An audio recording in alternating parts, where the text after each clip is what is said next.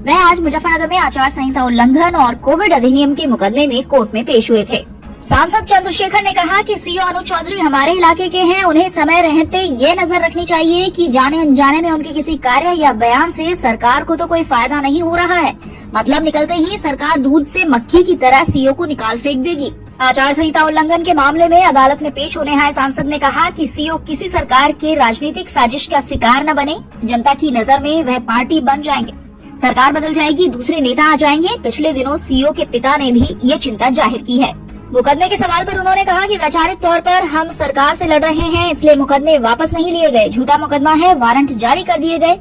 हम हर कमजोर व्यक्ति के साथ खड़े हैं। किसानों के गन्ने का मुद्दा लोकसभा में उठाया गया। प्रधानमंत्री सम्मान निधि की राशि 24,000 करने की मांग भी हमने उठाई है। देखने वाली बात ये होगी कि सरकार ईद पर कितना खर्च करती है। बता दें कि आचार संहिता उल्लंघन और कोविड अधिनियम के मुकदमे में गैर जमानती वारंट जारी होने के बाद नगीना सांसद चंद्रशेखर समेत 10 आरोपी कोर्ट में पेश हुए और वारंट रिकॉल कराए। विशेष MP MLA कोर्ट ने अगली सुनवाई के लिए 29 मार्च नियत कर दी है। कोरोना काल में जो मुकदमे दर्ज हुए वो सारे मुकदमे सुप्रीम कोर्ट के ऑर्डर पे सरकार ने कहा कि हम वापस ले रहे हैं। लेकिन क्योंकि हम लोग वैचारिक तौर पे सरकार से लड़ रहे हैं, केंद्र की सरकार की वैचार के खिलाफ, उनकी गलत नीतियों के खिलाफ और राज्य सरकार की भी गलत नीतियों के खिलाफ, इसलिए हमारे मुकदमे वापस नहीं लिए। तो उसी मुकदमे में यहाँ जो साथी मेरे साथ थे, जबकि ये पूरा फर्जी मुकदमा है, झूठा मुकदमा है, उसमें वारंट हुए। उसी वारंट पे उसको रिकॉल कराने के लिए यहाँ आज आपके बीच आज दिल्ली के जंतर मंतर से जमीयत उलेमा हिंद और जो मुस्लिम पर्सनल लॉ बोर्ड के आह्वान पर एक बड़ा प्रदर्शन चल रहा है वक्फ बिल को लेकर, क्या कहेंगे इस लेकर? अगर मैं यहाँ आज मेरी तारीख ना होती तो अभी उनके बीच में होता। जब यहाँ से जाऊंगा तो उनके धरने में शामिल होकर अपनी सहमति और अपना समर्थन उनको दूंगा, क्योंकि जिसके हक पर डाका पड़ेगा वो अपनी लड़ाई लड़ने का काम करेगा। और जिस तरह से अल्पसंख्यकों के हितों के पे हमले हो रहे हैं, जैनों के, सिखों के, बौद्धिस्टों के, ईसाइयों के, मुसलमानों के, ऐसे समय में उनकी नजर है कि कौन उनके साथ खड़ा होता है और हम हर कमजोर के साथ, जिसको परेशान किया जा रहा है सरकार द्वारा, उसके साथ खड़े हैं। सीओ अनुज चौधरी के बयान पर आपने कहा था कि पश्चिम उत्तर प्रदेश में वो एक अलग अपना प्रतिनिधि बनाना चाहती है, बीजेपी की चाल है। मैं आज स्पष्ट कर रहा हूँ, अनुज हमारे क्षेत्र के नहीं। मैं उनको भी कहना चाहता हूँ कि वो किसी सरकार की राजनीतिक साजिश के शिकार ना हो जाए। वो किसान परिवार से आते हैं।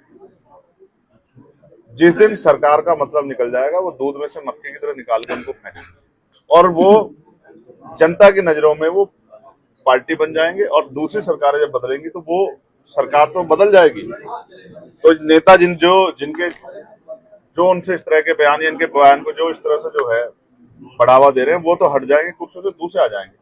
तो वो उनके खिलाफ कोई इस तरह की कार्रवाई ना करे, इसलिए क्योंकि उनके पिता ने भी चिंता जाहिर की है कि उनको कोई नुकसान हो सकता है।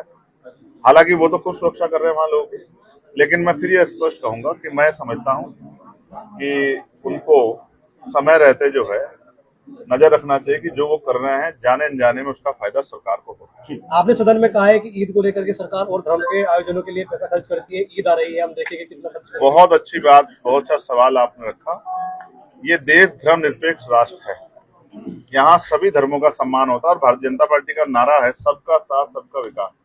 तो जिस तरह से अब ईद का त्योहार आ रहा है, अभी जगतगुरु सदगुरु रविदास महाराज जी की जयंती की उसमें तो कोई मदद नहीं की, उसमें तो छुट्टी भी घोषित जो है मेरे लड़ने के बाद रात में की 6 साढ़े 6 बजे। तो उसपे तो कोई मदद, उस तरह कोई सहयोग जो है उसको बढ़ावा देने के लिए नहीं किया। तो मैंने मांग की है कि ईद पे हम देखेंगे कि सरकार जो है इतने बड़े समाज के धार्मिक आस्था के पर्व पे क्या जो है बजट देगी। उसके बाद क्रिश्चियंस के त्योहार आएंगे, जैन समाज के त्योहार आएंगे, सिख समाज के त्योहार आएंगे। जो त्योहार आएंगे हम ध्यान रखेंगे कि बजट का कितना पैसा किस त्योहार पे खर्च हो रहा है, क्या यहाँ सभी धर्मों का सम्मान हो रहा है, नहीं हो रहा है। मैं मुजफ्फरनगर के लिए एक बात कह दूं कि बुढ़ाना में एक घटना हुई थी, आपको याद है, और आज मुझे जानकारी मिली सैकड़ों लोग आए हुए कि साहब हमारे ऊपर मुकदमे वापस लेने का पुलिस दबाव बना है। मैं पुलिस के अधिकारियों को कहूंगा कि ये व्यवहार उनका अच्छा नहीं।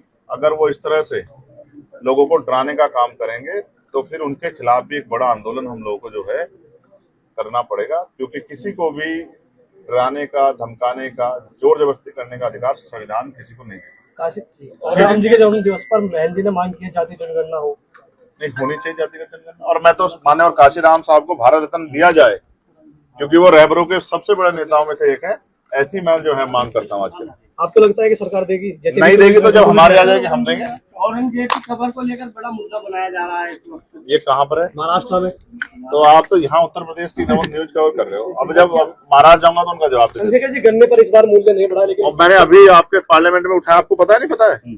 मैंने बिजली का बिल माफ किया जाए, खाद जो है उस पे जो है सब्सिडी और बढ़ाई जाए, यूरिया में के उसमें जो यूरिया का वितरण है उसमें पारदर्शिता हो, सबको मिले, और गन्ने के मूल्य में वृद्धि और 14 दिन के अंदर मिले, और किसानों को जो है जो 6,000 रुपए सम्मान निधि मिलती है उसको बढ़ा के 24,000 रुपए की, ये मैंने मांग उठाई है पार्लियामेंट। आखिरी सवाल है, किस तरह की तैयारी चल रही है? तो अभी जिला पंचायत देख लेना, उससे आपको पता लगता है। आखिरी सवाल है, बीजेपी के एक विधायक ने कहा है कि मुसलमानों के लिए इलाज के लिए अलग बोर्ड बना दो। जयंत चौधरी ने उसका विरोध करके कहा है कि मोहतरमा इलाज की जरूरत है। अब आप देख लो, जो लोग सरकार में शामिल हैं वो भी गलत चीजों को स्वीकार नहीं कर रहे हैं। तो मेरे जैसा संविधान को मानने वाला व्यक्ति तो यही कहेगा कि ये सरकार में बैठे लोग जिस तरह का प्रयोग कर रहे हैं, मुख्यमंत्री को संज्ञान लेना चाहिए कि उनकी सरकार, उनकी प्रदेश की सरकार प्रदेश को किस ओर ले जाना चाहती है। ऐसे सारे अधिकार सारे कर दी गई है, उसके बारे में आपको क्या लगता है? और अगर आपको याद हो, उस पत्रकार की मांग पार्लियामेंट, उसकी आवाज मैंने पार्लियामेंट में भी और एक्स के माध्यम से भी उठाई, और मैं आपके माध्यम से कह रहा हूं कि सरकार को पत्रकारों की सुरक्षा सुनिश्चित करनी चाहिए, और उनको भी, वकीलों को भी और इनको भी जो है कानून बना के इसका लाभ देना चाहिए कि वो जिस धर्म को निभा रहे हैं बाद में उनके रिटायरमेंट के बाद उनका ख्याल रखें। जयंत चौधरी को चाहेंगे 27 के विधानसभा चुनाव में आपके साथ? जब जैन जी इस पे बात करेंगे तब आप